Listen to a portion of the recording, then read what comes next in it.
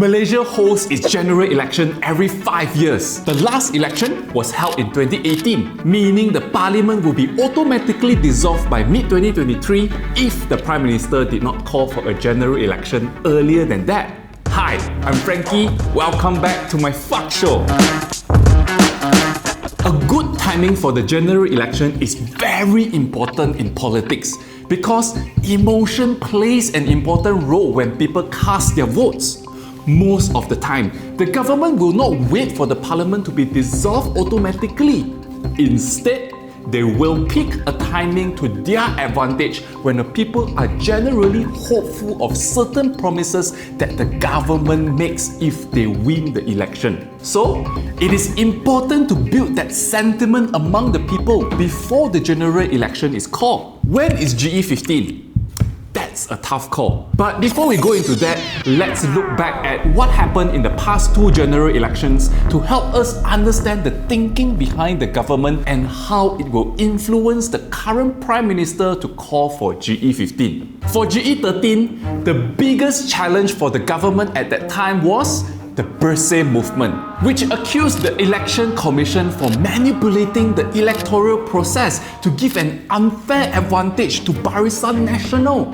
It was also during that time the then Pakatan Rakyat Opposition Coalition unearthed the 1MDB scandal of Najib Razak, accusing him of using public funds for his personal interests. Bersih even organised a huge demonstration in 2011, attended by tens of thousands of people wearing yellow. All this negative publicity became a threat to the ruling government. There was no chance for the government to call for GE13 with that kind of negative publicity. In the end, they have no choice but to push the general election towards the end of the 5-year tenure, with the hope that time will dilute people's bitter memory.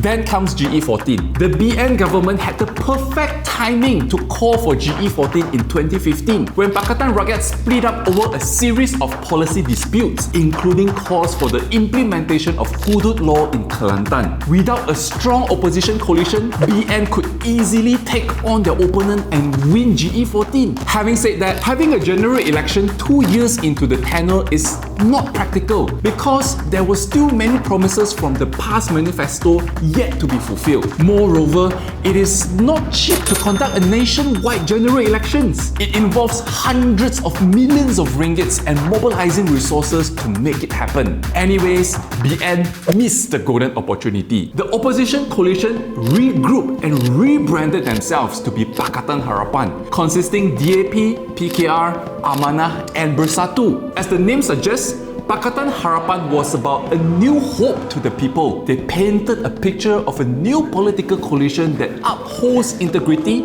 and a new Malaysia that is corruption-free. As more and more corruption cases among the politicians were unveiled, the timing to hold GE14 didn't matter anymore. The sentiment on the ground already suggested the possible outcome, and Pakatan Harapan did win GE14.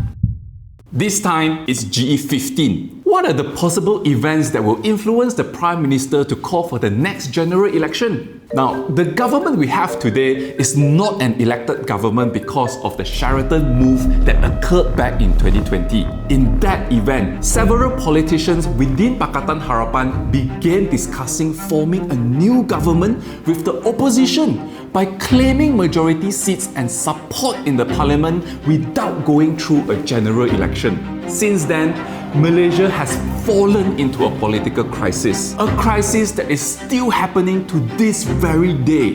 It seems that everyone is fighting for power and neglected governing the country properly. We experienced so many policy U-turns during the MCO, and the much delayed rescue plan during the major flood happened in December last year. These are just a few examples of the events that got the people disappointed with the current government. Until recently, the publicity for the government started to improve. First of all, Malaysia Federal Court upheld former Prime Minister Najib's guilty conviction and a 12-year jail sentence on corruption charges. Then, more politicians were acquitted of their criminal breach of trust and corruption cases around the same time. It gives a sense that corruption is no longer the branding that the opposition coalition alleged them for, and they are ready to come up with a plan to rejuvenate the economy during the upcoming tabling of Budget 2023. Many people are saying that this is the right time for the government to call for GE15. If they missed it, we are entering into the monsoon season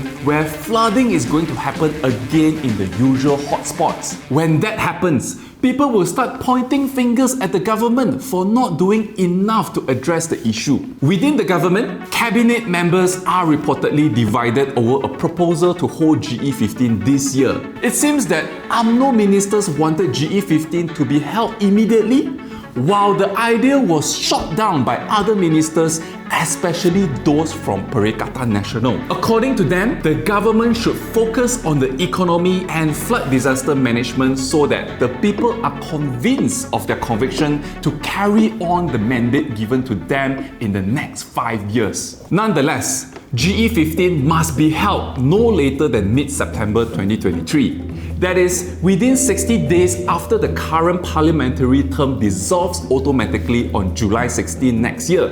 In politics, 1 year is a very long time. Anything could happen to change the tide against the government. For Malaysians watching out there, some of you may be fed up with Malaysian politics, but this is your country.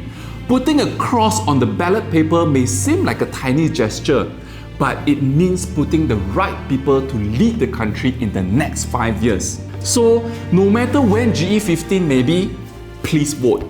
That's all we have for today. #FUCK.